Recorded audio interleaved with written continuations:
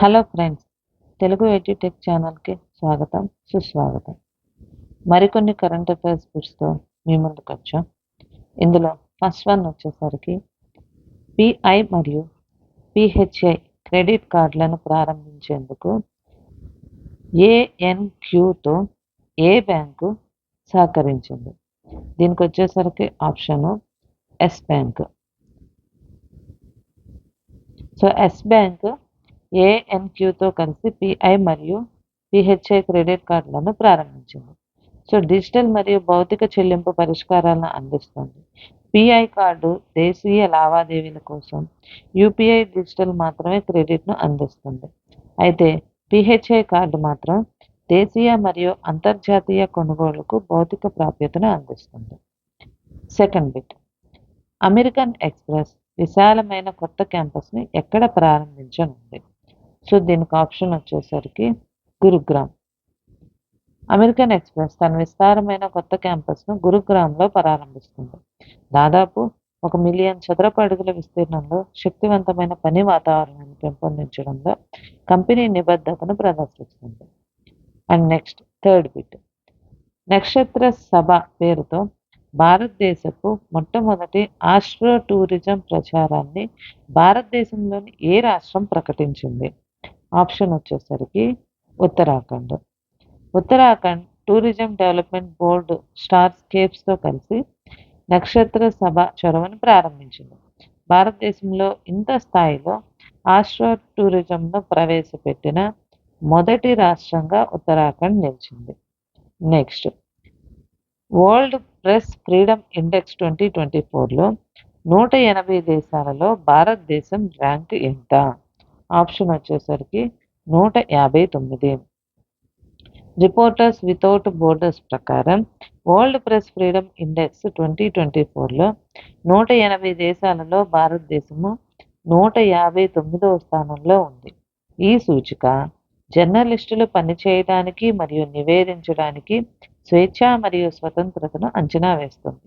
ప్రపంచవ్యాప్తంగా జర్నలిస్టులు ఎదుర్కొంటున్న సవాళ్లను ఇది హైలైట్ చేస్తుంది.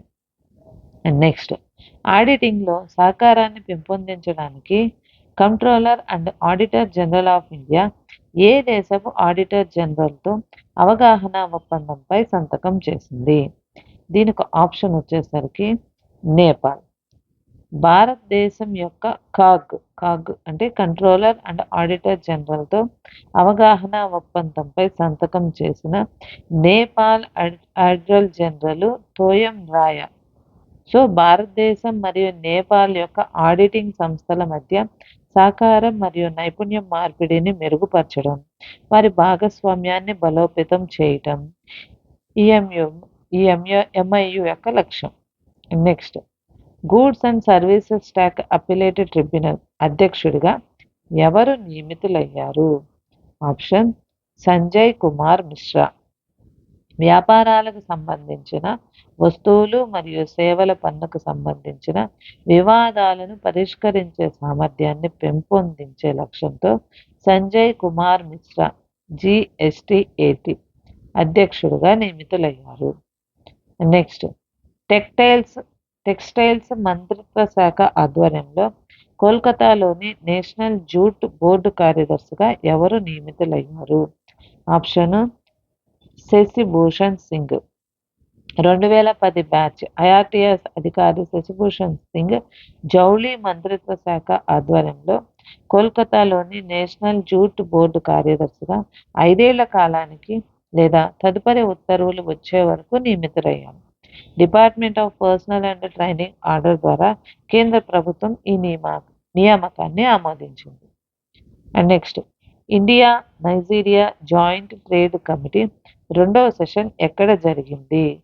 దీనికి answer Abuja. India Nigeria joint trade committee 2వ సెషన్ నైజీరియా రాజధాని అబుజాలో జరిగింది. ఈ సమావేశం ముడి చమురు, ఫార్మాస్యూటికల్స్ మరియు డిజిటల్ ఎకానమీ వంటి వివిధ కీలక రంగాలపై దృష్టి సారించి భారతదేశం మరియు నైజీరియా మధ్య ద్వైపాక్షిక వాణిజ్యం మరియు పెట్టుబడులను పెంపొందించడం లక్ష్యంగా పెట్టుకుంది. నెక్స్ట్, 2024-25 ఆర్థిక సంవత్సరానికి ఓఈసిడి ద్వారా భారతదేశానికి సవరించబడిన జీడిపి వృద్ధి అంచనా ఏమిటి? Option 6.6%. Organisation for economic cooperation and development 2024-25 ఆర్థిక సంవత్సరానికి భారతదేశ జీడిపి వృద్ధి అంచనాను 6.6%కు పెంచింది. పెరిగిన పబ్లిక్ ఇన్వెస్ట్మెంట్ మరియు మెరుగైన వ్యాపార సెంటిమెంట్ మరియు దేశీయ డిమాండ్ మరియు ఆర్థిక వృద్ధిని పెంచడం వల్ల ఈ ఎగువ సవరణకు కారణమైంది. And next, Cannes film festival ప్రారంభ వేడుకలో కేన్స్ గౌరవ పామ్ డిఓఆర్ అవార్డుని ఎవరు అందుకోనున్నారు? So answer Meryl Streep. 5 దశాబ్దాల కెరీర్తో ప్రఖ్యాత అమెరికన్ నటి మెరిల్ స్ట్రీప్ మే 14న జరిగే కేన్స్ ఫిల్మ్ ఫెస్టివల్ ప్రారంభోత్సవంలో కేన్స్ గౌరవ పామ్ డిఓర్ అవార్డును అందుకోనున్నారు. అండ్ నెక్స్ట్, మైన్ యాక్షన్లో మైన్ అవేర్నెస్ మరియు అసిస్టెన్స్ కోసం అంతర్జాతీయ దినోత్సవాన్ని ఎప్పుడు నిర్వహిస్తారు? Option April 4. గని చర్యలో మైన్ అవేర్నెస్ మరియు అసిస్టెన్స్ కోసం అంతర్జాతీయ దినోత్సవాన్ని ఏటా ఏప్రిల్ 4న జరుపుకుంటారు. ఈరోజు ప్రపంచవ్యాప్తంగా ల్యాండ్ మైన్లు మరియు యుద్ధ విస్ఫోటన అవశేషాల ద్వారా ఎదురయ్యే ప్రమాదాలను పరిష్కరించడానికి జరుగుతున్న ప్రయత్నాలను హైలైట్ చేస్తుంది మరియు గని చర్య కార్యక్రమాల్లో పురోగతిని జరుపుకుంటుంది. నెక్స్ట్, 2024 అండ్ 25 ఫైనాన్షియల్ ఇయర్లో ప్రభుత్వ సెక్యూరిటీల కోసం ఆర్బీఐ సెట్ చేసిన ఫారిన్ పోర్ట్ఫోలియో ఇన్వెస్టర్ ఎఫ్పిఐ పరిమితి ఎంత? దీనికి ఆప్షను 6%. ఆర్బీఐ 2024-25 ఆర్థిక సంవత్సరంలో ప్రభుత్వ సెక్యూరిటీల కోసం ఫారిన్ పోర్ట్ఫోలియో ఇన్వెస్టర్ పరిమితిని 6% వద్ద స్తంభింపచేసింది. ఈ సెక్యూరిటీస్ అనేది ఆర్బీఐ ద్వారా ప్రభుత్వాలు జారీ చేసే ఆర్థిక సాధనాలు మరియు ట్రెజరీ బిల్లులు మరియు వివిధ మెచ్యూరిటీల ప్రభుత్వ బాండ్లను కలిగి ఉంటాయి. ఈ పరిమితి విదేశీ పోర్ట్ఫోలియో పెట్టుబడిదారులు తమ పోర్ట్ఫోలియోలో ఉంచుకోగల జీ సెక్యూరిటీస్ గరిష్ట శాతాన్ని సూచిస్తుంది. ఇది ఆర్థిక మార్కెట్లలో నియంత్రణ మరియు స్థిరత్వాన్ని నిర్ధారిస్తుంది. నెక్స్ట్, ఏ బ్యాంకు తన వాణిజ్య వాహన కస్టమర్లు మరియు డీలర్షిప్లకు ఫైనాన్సింగ్ సొల్యూషన్లను అందించడానికి టాటా మోటార్స్తో భాగస్వామ్యం కలిగి ఉంది? Option south Indian bank.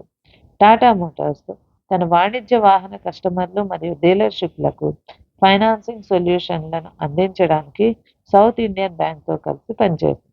ఈ భాగస్వామ్యం విమానాల యజమానులు మరియు డీలర్షిప్ల కోసం ఫైనాన్సింగ్ను సులభంగా యాక్సెస్ చేయడం, వాణిజ్య వాహనాల విభాగంలో వారి వ్యాపార కార్యకలాపాలకు మద్దతు ఇవ్వడం లక్ష్యంగా పెట్టుకుంది. Next, supreme court bar association executive కమిటీలో మహిళలకు ఎంత శాతం సీట్లు కేటాయించబడ్డాయి? ఆప్షన్ 33%. సుప్రీంకోర్టు బార్ అసోసియేషన్లో 33% ఎగ్జిక్యూటివ్ కమిటీ పోస్టులు మహిళా న్యాయవాదులకు రిజర్వ్ చేయాలని సుప్రీంకోర్టు ఆదేశించింది. లింగ వైవిధ్యం మరియు న్యాయవాద వృత్తిలో చేరికను ప్రోత్సహిస్తూ 9 సీట్లలో కనీసం 3 మరియు 6 2 సీనియర్ ఎగ్జిక్యూటివ్ మెంబర్లు మహిళలకు రిజర్వ్ చేయబడేలా ఈ ఆదేశం నిర్ధారిస్తుంది. నెక్స్ట్, వ్యూహాత్మక విన్యాసాలు మరియు హెలికాప్టర్ కార్యకలాపాలతో కూడిన భారత నౌకాదళంతో ఏ దేశ నౌకాదళం సముద్ర భాగస్వామ్య వ్యాయామంలో నిమగ్నమై ఉంది? Option Netherlands. Royal Netherlands Navy ship HNLMS Strand INS త్రిశూల్తో మారిటైమ్ పార్ట్నర్షిప్ ఎక్సర్సైజ్ను నిర్వహించింది. ఇది ఇండియన్ నేవీ మరియు నెదర్లాండ్స్ నేవీ మధ్య సహకారము మరియు కార్యాచరణ నిశ్చితార్థాన్ని ప్రదర్శిస్తుంది. నెక్స్ట్, అంతర్జాతీయ జాజ్ దినోత్సవాన్ని ఏటా ఎప్పుడు జరుపుకుంటారు?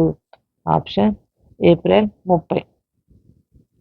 అంతర్జాతీయ జాజ్ దినోత్సవాన్ని ఏటా ఏప్రిల్ 30న జరుపుకుంటారు. శాంతి, ఐక్యత మరియు సాంస్కృతిక సంభాషణలను ప్రోత్సహించడానికి జాబ్ యొక్క శక్తిని హైలైట్ చేస్తుంది. 2024లో మొరాకోలోని టాంజియర్ నగరం ఈ గ్లోబల్ వేడుకకు మొదటి ఆఫ్రికన్ హోస్ట్ సిటీగా అవతరించింది. ఈ ప్రాంతం యొక్క గొప్ప జాజ్ సాంప్రదాయాలు మరియు సాంస్కృతిక వారసత్వాన్ని ప్రదర్శిస్తుంది. అండ్ నెక్స్ట్, కోవిషీల్డ్ వ్యాక్సిన్ అరుదైన దుష్ప్రభావాలకు కారణమవుతుందని ఏ ఫార్మాస్యూటికల్ కంపెనీ అంగీకరించింది? Option AstraZeneca. ఆస్ట్రాజెనికా ఆక్స్ఫర్డ్ విశ్వవిద్యాలయ సహకారంతో దాని కోవిషీల్డ్ వ్యాక్సిన్ థ్రోంబోసైటోపెనియా సిండ్రోమ్తో థ్రోంబోసిస్తో సహా అరుదైన దుష్ప్రభావాలకు దారితీస్తుందని అంగీకరించింది. ఈ ప్రవేశం చట్టపరమైన చర్యలకు దారితీసింది. టీకా భద్రతను పర్యవేక్షించడం మరియు సంభావ్య ప్రమాదాలను పరిష్కరించడం యొక్క ప్రాముఖ్యతను హైలైట్ చేస్తుంది. 2024లో మిడిల్ ఈస్ట్ మరియు నార్త్ ఆఫ్రికా మెనా ప్రాంతానికి ప్రాంతీయ కేంబ్రిడ్జ్ డెడికేటెడ్ టీచర్ అవార్డుని ఎవరు గెలుచుకున్నారు? Option Gina Justice. Gina Justice Sharjah యుఏఈలోని ఇంగ్లీష్ హై స్కూల్ టీచర్. 2024లో మినా ప్రాంతం కోసం ప్రాంతీయ కేంబ్రిడ్జ్ అంకితమైన టీచర్ అవార్డును గెలుచుకున్నారు. ఆమెకు లభించిన గుర్తింపు బోధన మరియు స్వచ్ఛంద సేవా కార్యక్రమాల పట్ల ఆమెకున్న అసాధారణమైన అంకిత భావాన్ని హైలైట్ చేస్తుంది. ఆమె విద్యావేత్తలకు రోల్ మోడల్గా నిలిచింది. నెక్స్ట్, స్కాట్లాండ్ మొదటి మంత్రి ఎవరు కాబోతున్నారు? Option John స్వినీ.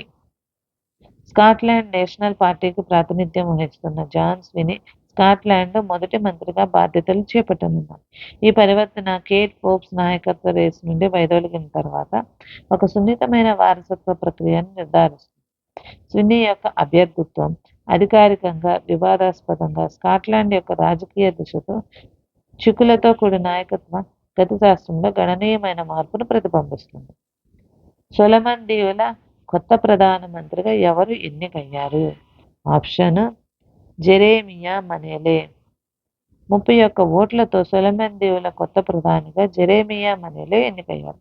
అతను చైనా స్నేహపూర్వక విదేశాంగ విధానాన్ని కొనసాగిస్తానని ప్రతిజ్ఞ చేశాడు మరియు సొలమన్ దీవుల రాజధాని హోనియారాలో పటిష్ట భద్రత మధ్య ఎన్నికల్లో విజయం సాధించారు.